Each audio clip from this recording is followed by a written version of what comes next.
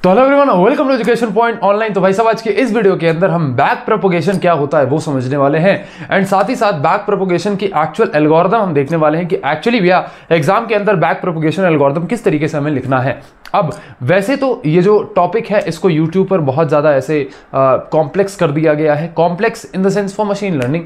University exams के लिए यार कंटेंट अवेलेबल नहीं है, I know, for machine learning. तो ये जो वीडियो है ना बेटा, तो ये फोकस्ड रहेगी आपकी यूनिवर्सिटी एग्जाम्स के लिए कि हाँ जी भैया आप मशीन लर्निंग में जो बैक प्रोपोगेशन है उसकी एल्गोरिथम प्लस उसमें क्या फॉर्मूलाज वगैरह है, क्या स्टेप्स है, वो सारी चीज़ें आप समझ जाएंगे। साथ ही साथ आपको पता लग जाएगा कि भैया उसको एग्जाम में लिखना कैसे। ठीक है, चलिए। अब आपने भैया ग्रेडियंट डिसेंट पढ़ा, बिल्कुल भैया हमने ग्रेडियंट डिसेंट पढ़ा है, बिल्कुल भैया हमने ग्रेडियंट डिसेंट पढ़ा है ना। अगर आपने ग्रेडियंट डिसेंट नहीं पढ़ा है बेटा तो आपको बैक प्रोपोगेशन नहीं समझ में आएगा। तो पहले आप इसे पढ़ लेंगे, उसके बाद आप यहां पर आएंगे। अब आप समझिए कि बैक प्रोपोगेशन ग्रेडियंट डिसेंट को ही यूज करता है। क्या भैया ग्रेडियंट डिसेंट हमारा वेट्स को अपडेट करने के लिए यूज होता था? बिल्कुल भैया, बैक प्रोपोगेशन एक ऐसी टेक्निक है जो कि एरर को मिनिमाइज ओवरऑल ANN लेवल पर करती है। समझिए मेरी बात, आप समझिए। मैंने एक वेट को अपडेट किया ग्रेडियंट डिसेंट की मदद से, लेकिन एक आर्टिफिशियल न्यूरल नेटवर्क के अंदर बहुत सारे वेट्स होते हैं ना बेटा, हर इनपुट के साथ बहुत सारे वेट्स एसोसिएटेड होते हैं। तो सारे वेट्स को जब हम चेंज कर दें या पूरे ANN के एरर को हम मिनिमाइज कर दें तो उस पूरी प्रोसेस को हम कहेंगे बैक प्रोपोगेशन। एक्चुअली वो पूरी मिनिमाइजेशन की जो प्रोसेस है वो बैक प्रोपोगेशन की मदद से करी जाती है। चलिए हम इसको थोड़ा सा डायग्राम से समझते हैं पहले। ठीक है, पहले इसे हम डायग्राम से बेटा समझते हैं। ठीक है, यहां पर आप देखिए, क्या ये मेरे सेट ऑफ इनपुट्स हैं? बिल्कुल भैया, हमने अभी के लिए दो इनपुट्स ले लिए, I1 और I2। ठीक है भैया, बिल्कुल। क्या H1 और H2 मेरे हिडन लेयर्स हैं? बिल्कुल भैया, बिल्कुल हिडन लेयर्स होते थे। हिडन लेयर्स में क्या होता था? भैया एक्टिवेशन फंक्शन वाला काम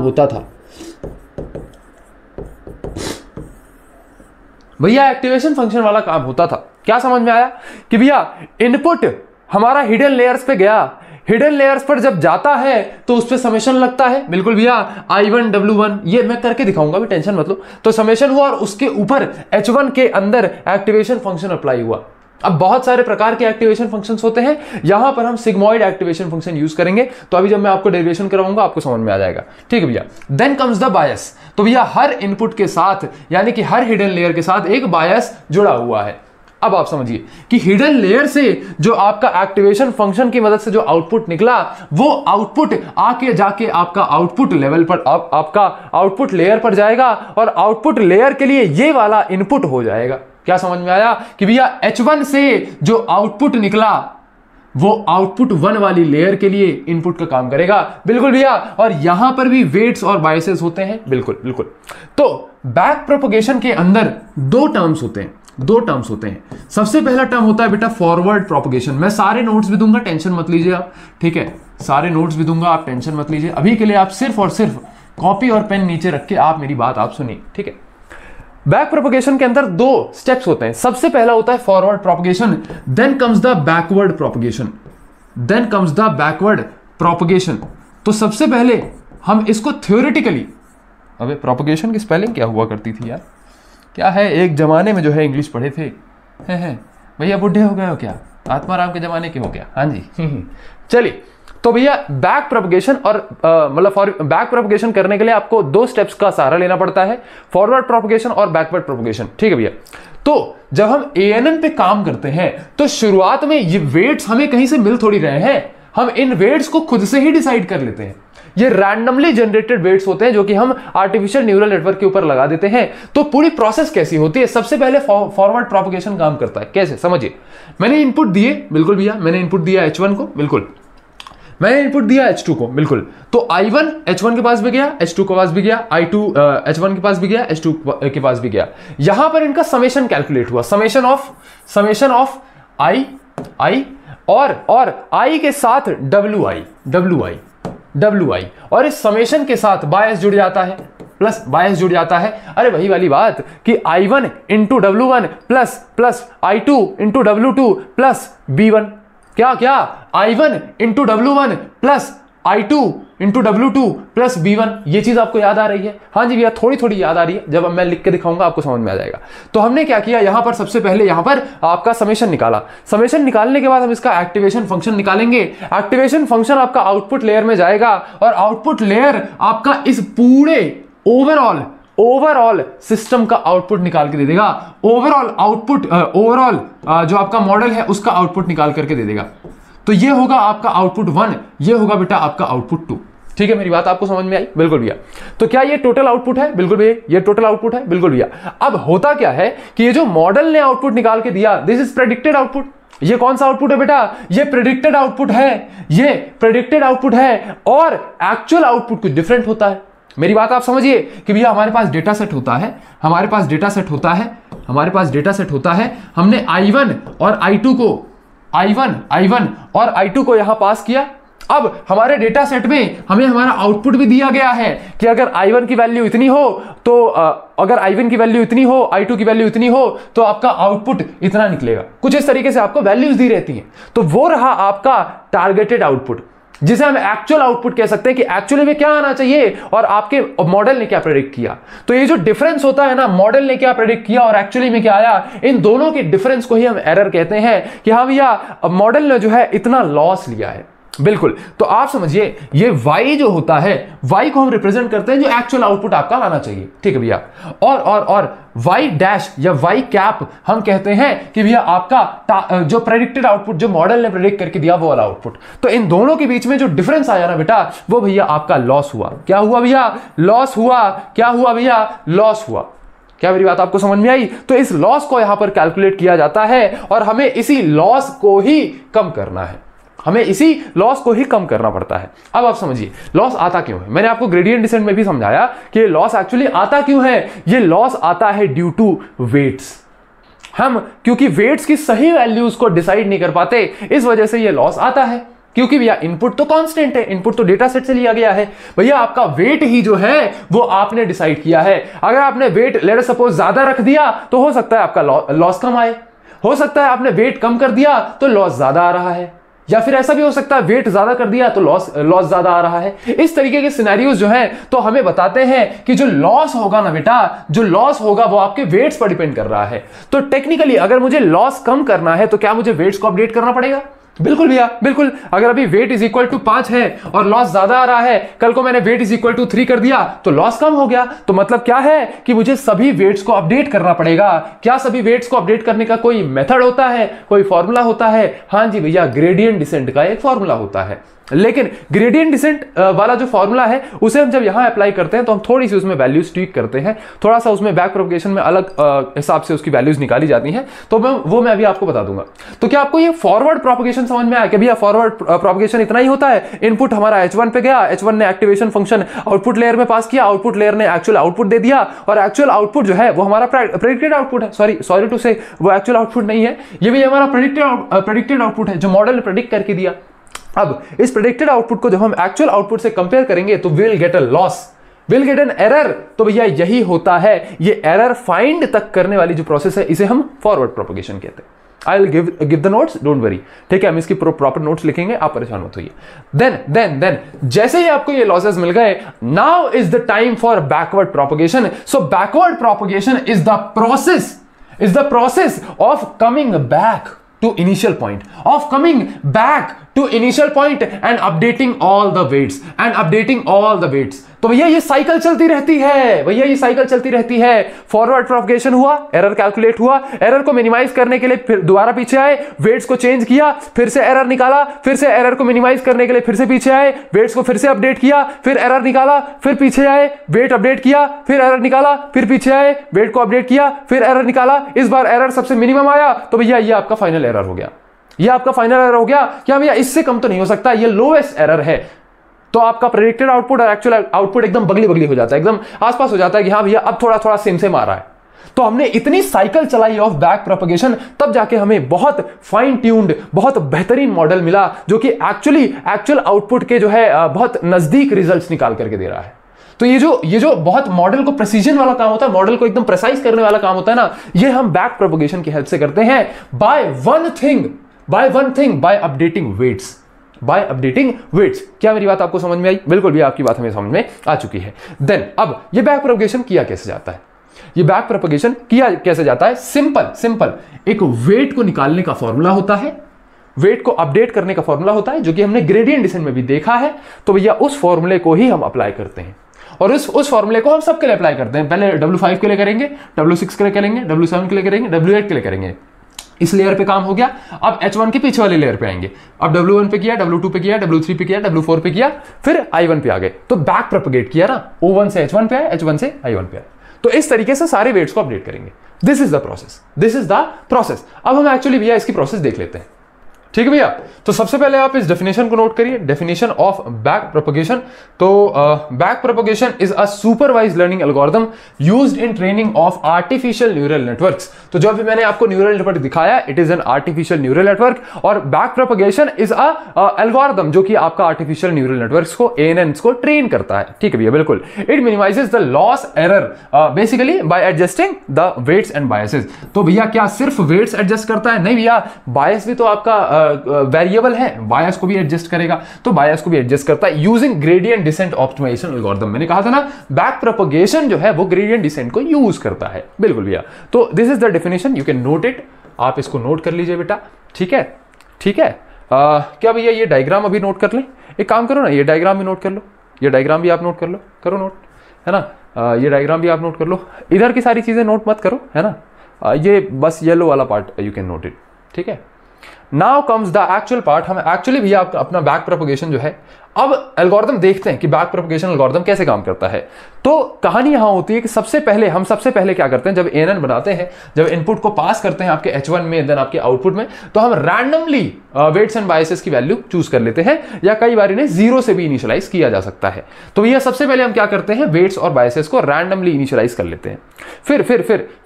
फिर हम क्या करते हैं कि input training data to the network, हम बेसिकली I1 और I2 को पास करते हैं। नाउ कम्स द स्टेप 1, मतलब हम एक्चुअली फॉरवर्ड प्रोपगेशन वाली जो प्रोसेस है उसे अंजाम देते हैं। तो अब सबसे पहले क्या होता है, दिस इज दिस स्लो, और मेरा दिमाग खराब हो रहा है कि भैया इतना स्लो ट्रांजिशन क्यों हुआ। चलिए, तो बेसिकली सबसे पहले क्या होता है फॉरवर्ड प्रोपगेशन के अंदर, हमने I1 और I2 को एज एन इनपुट यहां H1 में दिया। तो सबसे पहले हम क्या करते हैं, H1 और H2 के नेट इनपुट को कैलकुलेट करते हैं कि H1 और H2 में I1 I2 इन सबको मिला के टोटल नेट इनपुट कितना आया, और H2 में टोटल क्योंकि I1 से भी आया I2 से भी आया, तो टोटल नेट इनपुट कितना आया। तो ये दोनों वैल्यूज को हम कैलकुलेट करते हैं। ठीक है भैया, ठीक है भैया, बिल्कुल। अब आप समझिए, यहां I1 है, ठीक भैया, यहां I2 है, यहां H1 है, और यहां H2 है। बिल्कुल भैया, मैंने यहां डाला W1, मैंने यहां डाला ऐसे इस तरीके से, ये आपका आई गेस W2 यहां हो गया, W3 ये रहा आपका, W4 ये रहा आपका। मुझे अगर H1 पे नेट इनपुट निकालना है, अच्छा ये बायस भी जुड़ जाएगा यहाँ, B1 और B1, तो ये दोनों बायस आ गए। ठीक है, B1 दोनों का बायस सेम है। ठीक है, अगर H1 पे नेट इनपुट निकालना है तो मुझे सबका समेशन करना पड़ेगा। बिल्कुल भैया, तो मैं सिंपली क्या करूंगा, net H1 is equal to H1 पे नेट इनपुट कितना आया, बहुत ही गंदा लिखे हुए, बहुत ही गंदा लिखे हुए बता दे रहे हैं। हाँ, तो H1 का नेट इनपुट हो जाएगा net H1 is equal to summation of all the values. तो बेसिकली I1 W1, ठीक है भैया, plus I2 W2 plus H1 के पास और क्या एज एन इनपुट आया भैया, एक बायस वैल्यू आई है, तो बायस वैल्यू भी यहां जुड़ जाएगी। तो this is the net input for H1। अब इसी तरीके से आपका नेट इनपुट निकल जाएगा फॉर H2। तो यहां पर अब हम निकालेंगे नेट H2। तो नेट H2 कितना निकल करके आ जाएगा बेटा, नेट H2 भैया निकल करके आएगा I1 into W3 plus I2 into W4 plus आपका B1। तो भैया यहां पर नेट H2 कितना निकल करके आ गया, I1 plus sorry I1 into W3। Basically हम क्या कर रहे हैं, इनपुट और वेट्स को मल्टीप्लाई कर रहे हैं, plus I2 into W4 plus B1। ठीक है भैया, ठीक है। तो दिस इज द वैल्यू। अब यहां पे थोड़ा टेढ़ा मेढ़ा हो गया है, but I hope you got the concept कि हम इनपुट और वेट्स को मल्टीप्लाई करते हैं और लास्ट में जो भी बायस वैल्यू होती है उसे ऐड कर देते हैं। तो ये हमारा नेट H1 और नेट H2 निकल आया। तो भैया हमने H1 और H2 में आते हुए इनपुट्स को तो देख लिया, अब हमें एक्चुअली देखना पड़ेगा कि H1 और H2 से आउटपुट क्या निकलेंगे। मेरी बात आप समझिए, अभी तक की प्रोसेस क्या थी फॉरवर्ड प्रोपगेशन की, H1 में इनपुट आ गया, H2 में इनपुट आ गया। अब H1 और H2 में क्या होता है, एक्टिवेशन फंक्शन होता है। एक्टिवेशन फंक्शन को जब हम अप्लाई करेंगे तो कुछ आउटपुट निकलेगा, कुछ फंक्शन आउटपुट निकलेगा। बिल्कुल भैया, यहां पर हम सिग्मॉइड एक्टिवेशन फंक्शन यूज कर रहे हैं, यहां पर हम सिग्मॉइड एक्टिवेशन फंक्शन यूज कर रहे हैं। तो सिग्मॉइड एक्टिवेशन फंक्शन बेसिकली उसका फॉर्मूला क्या होता है, सिग्मॉइड एक्टिवेशन फंक्शन का 1/1 plus e to the power minus z, this is the formula. और हमारे z की वैल्यूज क्या है, हमारे z की वैल्यूज क्या है, z है आपका ये नेट H1 और नेट H2। तो z बेसिकली क्या होता है कि इनपुट क्या मिला, तो यहां से हमने इनपुट क्या दिया, नेट H1 हमारा इनपुट रहा, तो नेट H1 इसका जो है z की वैल्यू हो जाएगा, और यहां पर नेट H2 आपका यहां पे z की वैल्यू हो जाएगा। तो अगर मैं आउटपुट की बात करूं कि एक्टिवेशन फंक्शन से आउटपुट क्या निकलेगा, आपके H1 से आउटपुट क्या निकलेगा, तो यहां पर आउटपुट ऑफ H1 हो जाएगा आपका 1/1 plus e to the power minus यहां पर नेट H1। समझ में आया, कंफ्यूज तो नहीं हुआ बेटा? भैया कंफ्यूजन इसलिए नहीं हुआ क्योंकि आपने हमें यह बताया कि output is nothing but activation function, और एक्टिवेशन फंक्शन का फॉर्मूला ये रहा। आपने सिग्मॉइड एक्टिवेशन फंक्शन हमें पहले पढ़ाया है, तो ये फॉर्मूला हमें पता है, एक्टिवेशन फंक्शन का मतलब क्या है वो भी हमें पता है। तो भैया एक्टिवेशन फंक्शन में हमने कुछ इनपुट दिया ना, z होता है वही इनपुट, और इनपुट क्या है आपका नेट H1। नेट H1 क्या है, नेट इनपुट एट H1 में क्या है, सिग्मॉइड फंक्शन, तो नेट H1 क्या हो गया, सिग्मॉइड फंक्शन का नेट इनपुट हो गया। बिल्कुल भी, चलिए तो ये आपका आउटपुट H1 निकलेगा। इसी की तरीके से आपका आउटपुट ऑफ H2 भी हो जाता है, ठीक है भैया, 1/1 plus e to the power minus net H2, तो यहां लिख देता हूं इसे नेट H2, ठीक है, नेट H2 ऐसे लिख दिया, कोई बात नहीं भैया, यहां छोटा h है यहां बड़ा h है, कोई बात नहीं, our board is not case sensitive, ठीक है भैया। अब इतना आप नोट करिए फिर आगे बढ़ते हैं, उसे नोट नहीं करना है, वो मैंने आपको समझाने के लिए लिखा था, इसे आप नोट कर लीजिए फटाक से, ठीक है भैया। चलिए नेक्स्ट। अब नेक्स्ट स्टेप के अंदर हमें हिडन लेयर्स का जो आउटपुट होगा वो आउटपुट लेयर में पास करना है। तो बेसिकली ये हमारा H1 था, ये हमारा H2 था, ठीक भैया। यहां एक्टिवेशन फंक्शन अप्लाई हुआ। अब एक्टिवेशन फंक्शन अप्लाई होने के बाद ये हमारे आउटपुट लेयर्स पे जाएंगे, बिल्कुल भैया। तो एक्चुअली में क्या हुआ कि भैया यहां से H1 से जो आउटपुट निकला, क्या था आउटपुट, वो सिग्मॉइड फंक्शन था आउटपुट। तो ये जो आउटपुट निकला यही आउटपुट बन जाएगा input for O1 and O2। तो बेसिकली इस लेयर के लिए इनपुट क्या है, इस लेयर का आउटपुट। इतनी बात आपको समझ में आई? बिल्कुल भैया, इतनी बात हमें समझ में आई, ठीक है। तो यहां से आउटपुट क्या निकला, आउट H1, अभी आपने नोट किया है ना, आउट H1। यहां से आउटपुट क्या निकला, आउट H2। और यहां पर वेट्स मैं डाल दूं, तो वेट्स क्या थे, let's suppose W5, W6, W7 और W8, ठीक है यार। ये वेट्स की वैल्यू जो हमारा ओरिजिनल डायग्राम था उसमें कहां क्या क्या लिखी हुई है वो आप अपने हिसाब से देख लेंगे, इतना आप कर लेंगे कि ये जो वेट्स की वैल्यू हो सकता है मैंने W6 यहां रख दी, और जो ओरिजिनल हमारा डायग्राम है उसमें W6 हमारा यहां पे रहा हो, तो इस चीज को आप प्लीज अपडेट कर लेंगे, और उसी हिसाब से आप इस फॉर्मूला को भी अपडेट करेंगे, ठीक है भैया। चलिए इतना आपका काम है। तो अब जब मैं निकालूं कि भैया आपका आउटपुट लेयर के अंदर क्या क्या इनपुट गया होगा, तो यहां पर नेट O1 मतलब कि इस आउटपुट लेयर में नेट इनपुट क्या गया है उसे फाइंड आउट करने के लिए हम अगेन वही समेशन वाला फॉर्मूला लगाएंगे। तो बेसिकली यहां पर अगर मैं यहां पर नेट इनपुट कैलकुलेट करूं, तो यहां पर नेट इनपुट क्या है, H1 into W5 plus H2 into W6, और प्लस यहां पर एक बायस लगा होगा। क्या लगाया होगा भैया, बायस लगा होगा, बायस बाई 2, ठीक है, B2 सॉरी, ठीक है। तो यहां पर क्या है, H1 into W5 plus H2 into W6 plus bias वाली वैल्यू। तो वहां पर बायस कितना है, बायस है भैया B2, बिल्कुल। देन कम्स आपका नेट O2। तो जो आपका आउटपुट लेयर 2 है उसके अंदर नेट इनपुट क्या है, मैं आपको बहुत इजी तरीके से समझा रहा हूं बेटा, ठीक है। इतना इजी नहीं है, आप एक काम करना, बैक प्रोपगेशन पे आप कोई भी वीडियो उठा करके देख लेना, यूट्यूब पर नहीं समझ में आएगा, क्योंकि मैं तो 3 दिन से मत्था मार रहा हूं ना बैक प्रोपगेशन पे। एक्चुअली बैक प्रोपगेशन टेक्निक क्या है, मशीन लर्निंग में बहुत ऐसे यूज करते हैं, तो वहां पे कहानी डिफरेंट हो जाती है, थोड़ी सी कहानी डिफरेंट हो जाती है। उतने लेवल का अगर आपको पढ़ा दूंगा तो पगला जाओगे। तो मुझे बहुत छाटना पड़ा, मुझे बहुत कम करना पड़ा कि यार मैं बैक प्रोपगेशन कितना पढ़ा दूं कि आपके लिए सफिशिएंट हो, कि हाँ यार चलो इतना आप एग्जाम के अंदर लिखोगे, तो बहुत छाट के अपन ने इधर लगा। ठीक है भैया, चलिए नेट O1 की अगर मैं बात करूं तो भैया नेट O1 आपका निकल करके आ गया, ये नेट O2 आपका कितना निकल करके आएगा, नेट O2 आपका निकल करके आएगा भैया H1 into W7, H1 into W7 plus H2 into W8, H2 into W8 and then comes the bias, तो यहां पर बायस जुड़ जाएगा B2। ठीक है भैया, चलिए तो ये हो गए net inputs for O1 and net input for O2। बिल्कुल, अब इन इनपुट्स को यूज करके जो फाइनल आपके आउटपुट निकलेंगे, तो यहां पर O1 से जो आपका फाइनल आउटपुट निकला उसे हम आउट O1 कह देंगे। बिल्कुल भैया, उसे हम आउट O1 कहेंगे, और O2 से जो आपका फाइनल आउटपुट निकला उसे हम आउट O2 कहेंगे। क्या कहेंगे बेटा, आउट O2 कहेंगे। अब सिंस हमारे पास दोनों ही आउटपुट्स हैं and these are predicted outputs, क्या है बेटा, ये प्रेडिक्टेड आउटपुट्स हैं, तो अब हमें क्या करना पड़ेगा, प्रेडिक्टेड आउटपुट को एक्चुअल जो हमारे डेटा सेट में आउटपुट होना चाहिए, जो रियल वर्ल्ड में एक्चुअल आउटपुट होना चाहिए, तो भैया उसके साथ कंपेयर करेंगे। तो यहां पर हम स्क्वायर एरर फंक्शन वाला मेथड यूज करेंगे, तो उसका फॉर्मूला यूज कर रहे होंगे। ठीक है भैया, तो अगर मैं एरर निकालूं, एरर ऑफ O1, तो सबसे पहले इसका एरर निकाल लेते हैं। Error of O1 is nothing but 1/2, तो यहां पर 1/2 टारगेट आउटपुट, टारगेट O1। ठीक है, O1 टारगेट में क्या होना चाहिए, एक्चुअली आपका होना क्या चाहिए था, और माइनस आपका आउट O1। तो आउट O1 क्या है, आपका प्रेडिक्टेड आउटपुट, जो मॉडल ने आउटपुट निकाल करके दिया, दैट इज प्रेडिक्टेड आउटपुट, और भैया एक्चुअल आउटपुट आपका टारगेट आउटपुट हो जाता है। और इसे हम क्योंकि स्क्वायर एरर फंक्शन का यूज कर रहे हैं, तो इन दोनों का स्क्वायर हो जाएगा। तो this is the actual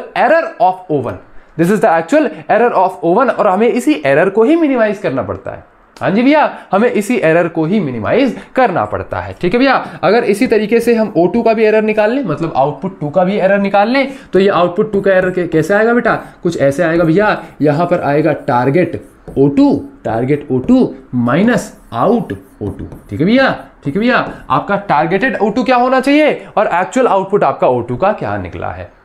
this is this simple. अब हमारा फॉरवर्ड प्रोपगेशन यहीं तक था भैया। फॉरवर्ड प्रोपगेशन मैंने क्या बताया था कि एरर निकालना होता है फॉरवर्ड प्रोपगेशन। ठीक है, तो फॉरवर्ड प्रोपगेशन की मदद से हमने एरर निकाल दिया है। Now comes the back propagation. तो बैक प्रोपगेशन में हम एक्चुअली वेट्स को अपडेट करेंगे, और उसकी वजह से एरर हमारा चेंज होगा। ठीक है, तो यहां पर हम क्या करेंगे, हम वही ग्रेडियंट डिसेंट वाला फॉर्मूला यूज करने वाले हैं। ग्रेडियंट डिसेंट वाला फॉर्मूला कैसे भैया, ग्रेडियंट डिसेंट वाला फॉर्मूला कैसे भैया, ग्रेडियंट डिसेंट का क्या एक फॉर्मूला होता था, क्या एक W अपडेट करने का फॉर्मूला होता था कि W dash is equal to actual W minus होता था, माइनस होता था, माइनस ईटा क्या होता था, आपका लर्निंग रेट होता था। क्या होता था बेटा, लर्निंग रेट होता था, आपका स्टेप होता था। तो ये चीजें इसलिए मैंने आपको बोला कि आपने अगर ग्रेडियंट डिसेंट नहीं पढ़ा है तो आपको ये क्लास समझ में नहीं आएगी।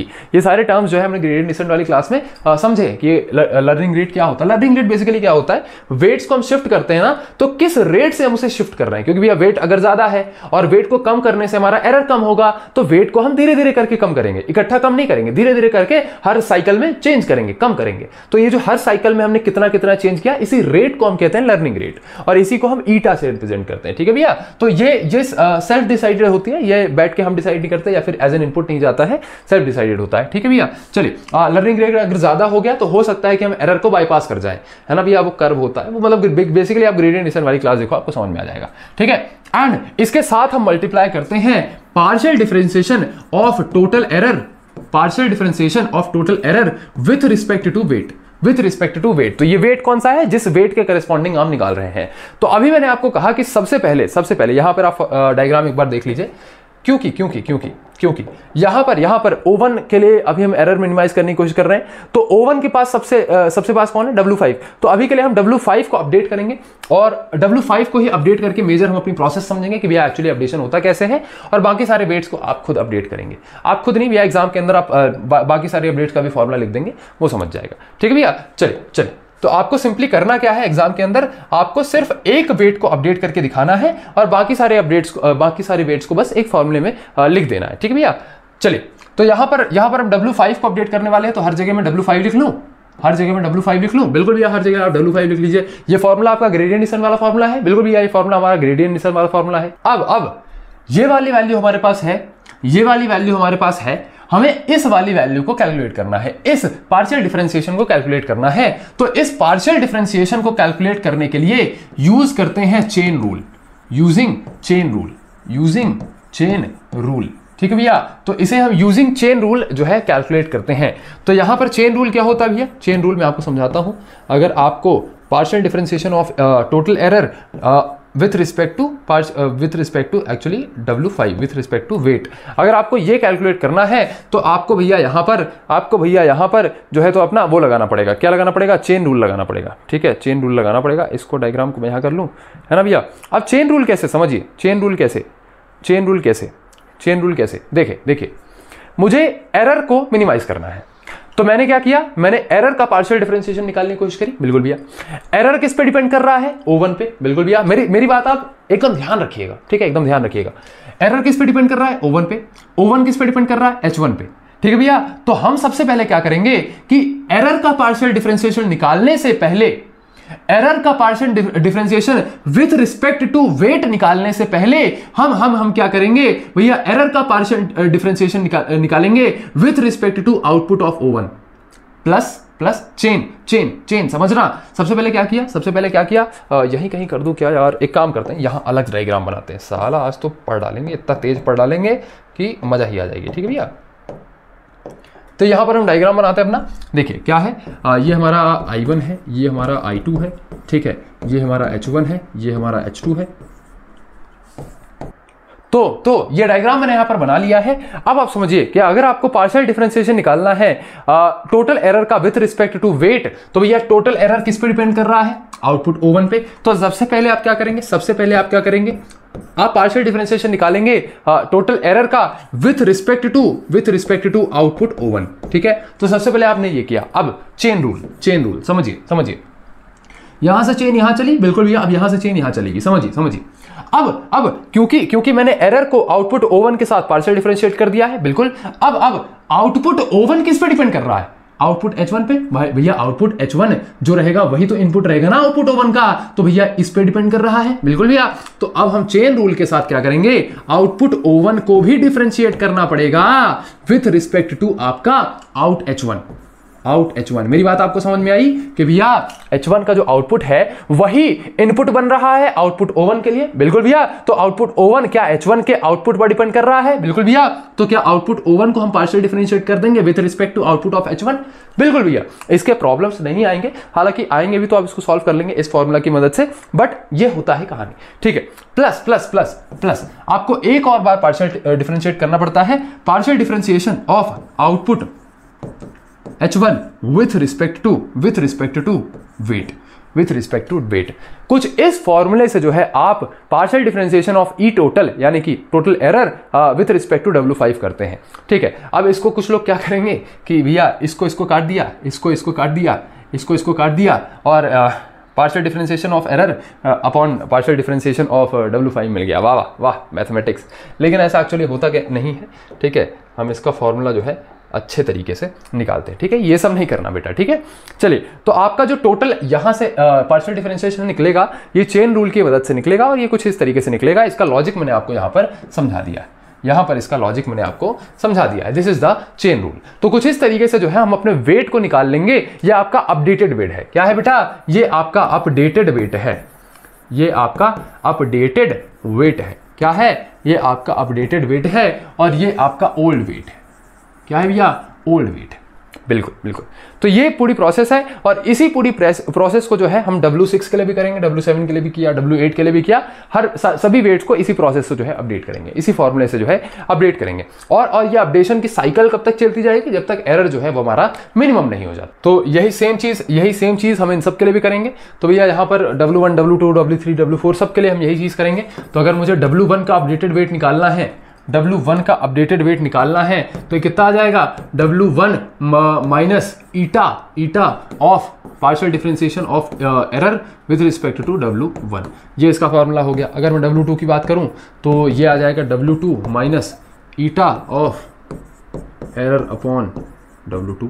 ये W2 का फॉर्मूला आ गया। अगर आपको W3 निकालना है तो W3 निकालने के लिए nothing but W3 eta plus लिख दिया क्या मैंने? प्लस नहीं होता है बेटा, प्लस नहीं होता है, यहाँ पर ये माइनस होता है। ठीक है, माइनस ऑफ ईटा और यहाँ पर ये आ जाएगा पार्शियल डिफरेंशिएशन ऑफ ऐसा करके W3। ठीक है,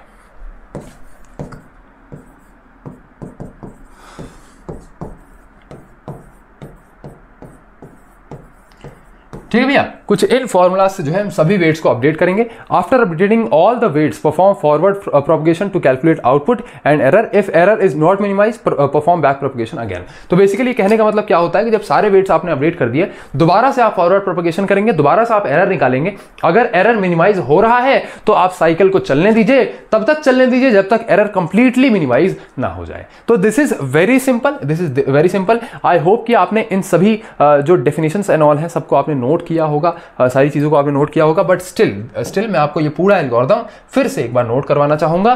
तो पहले आप इसे नोट करिए, this is the starting of algorithm जहाँ हमने वेट्स को इनिशियलाइज किया था रैंडमली, ठीक है। देन कम्स दिस वाला पार्ट। तो भैया यहाँ से आउटपुट H1 निकला, उस आउटपुट को हमने हिडन लेयर का आउटपुट हमने आउटपुट लेयर के अंदर डाला, तो ये सारी चीज़ें हुई, ठीक है। यहाँ पे हमने एरर कैलकुलेट किया और यहाँ पर हमारा फॉरवर्ड प्रोपगेशन वाला प्रोसेस कंप्लीट हुआ। Then comes the backward propagation. अब बैकवर्ड प्रोपगेशन के अंदर हमने सिंपली क्या किया, अच्छा ये तो डायग्राम ही आ गया, डायग्राम नहीं, इसे नोट नहीं करना है। तो अब हमने सिंपली क्या किया कि बैकवर्ड प्रोपगेशन में सिंपली वेट्स को अपडेट किया। तो यहाँ पर वेट अपडेट करने की मैंने W5 को अपडेट करने की एक प्रोसेस बता दी आपको, और ये चीज़ सबके लिए रिपीट होगी, W6, W7, W8 सबके लिए रिपीट होगी, ठीक है भैया।